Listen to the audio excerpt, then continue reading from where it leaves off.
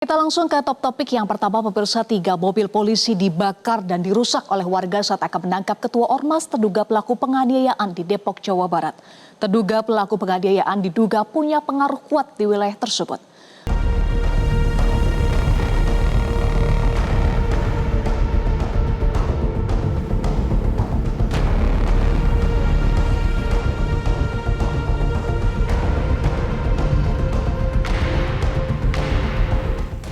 Jumat 18 April 2025 menjadi hari yang mencekam bagi anggota polisi Polres Metro Depok.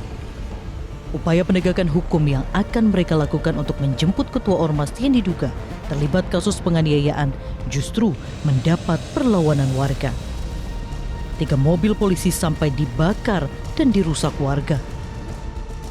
Tindakan melawan petugas itu berawal saat penyidik Satreskrim Polres Metro Depok hendak membawa tersangka TS Jumat 18 April pukul 1.30 waktu Indonesia Barat atau Jumat dini hari. TS dilaporkan atas 2 tindak pidana, dugaan penganiayaan dan kepemilikan dan penggunaan senjata tajam. Berdasarkan keterangan Kasat Reskrim Polres Metro Depok, AKBP Bambang Prakoso sesampainya di lokasi tim Satreskrim Polres Depok yang berjumlah 14 personel mendapatkan perlawanan dari tersangka. Kemudian, saat TS ditangkap dan dimasukkan ke dalam mobil, warga tidak terima lalu mengejar dan menyerang polisi. Ketika proses penjelasan dari surat perintah membawa, langsung mendapatkan perlawanan dari yang bersangkutan sendiri. Yang bersangkutan terjadi pergumulan yang cukup sengit dan ada suara ribut yang cukup besar, dan peristiwa itu segera diketahui oleh lingkungan sekitarnya. Lingkungan sekitar yang mengetahui melakukan penyerangan terhadap personel kami. Dalam upaya itu akhirnya yang bersangkutan berhasil kami amankan dan dinaikkan ke satu mobil untuk dibawa ke Mapolres. Penjemputan paksa terhadap TS dilakukan setelah 2 kali pemanggilan untuk masing-masing laporan polisi, namun TS tak memenuhi panggilan tersebut. Tim Liputan Metro TV. Sementara itu, anggota Kompolnas RI Hoirul Anam menyebut bahwa penegakan hukum tidak boleh dilawan dengan kekerasan. Anam meminta siapapun pelakunya harus ditindak tegas karena melawan aturan penegakan hukum. Pihaknya pun akan mendatangi lokasi kejadian untuk mengecek ke berbagai pihak, termasuk bagaimana SOP penangkapan. Atas peristiwa ini ya, apapun yang terjadi, penegakan hukum tidak boleh dilawan dengan kekerasan. Penegakan hukumnya dilawan dengan upaya hukum yang lain.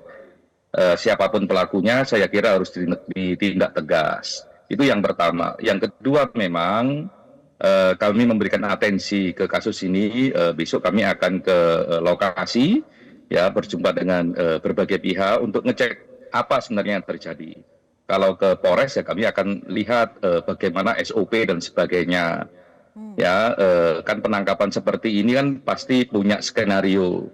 Apalagi itu kan dengan membawa jumlah anggota yang cukup besar ya, 14 orang.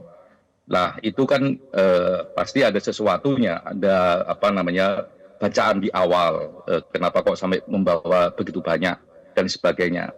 Nah, yang berikutnya saya kira ini harus juga menjadi perhatian kita, apakah warga sekitar ataukah anggota ormas tertentu dan sebagainya, ya itu juga akan kami cek gitu ya. Tapi lepas dari itu semua, saya kira ya siapapun pelakunya, ya karena ini kan melawan penindakan hukum ya, melawan upaya hukum yang yang dilakukan oleh negara kita. Saya kira negara nggak boleh kalah. Dalam konteks ini polisi nggak boleh kalah. Ya tindak tegas, tapi wanti-wantinya begini. Tindak tegas ini ya tidak boleh juga over. Jadi kalau ada orang ditangkap nantinya dan sebagainya, ya nggak boleh ada kekerasan berikutnya, ya disiksa lah, apalah, itu nggak boleh. Kami sudah wanti-wanti itu. Nah, tapi bagi warga yang terlibat dalam pembakaran itu, ada baiknya memang menyerahkan diri ke polisi. Ya, saya yakin polisi punya bukti, punya rekaman, sehingga daripada berlarut-larut semakin memberatkan sanksi, ada baiknya memang menyerah sehingga memang pokok persoalan terangnya peristiwa juga semakin Jelajahi cara baru mendapatkan informasi. Download Metro TV Extend sekarang.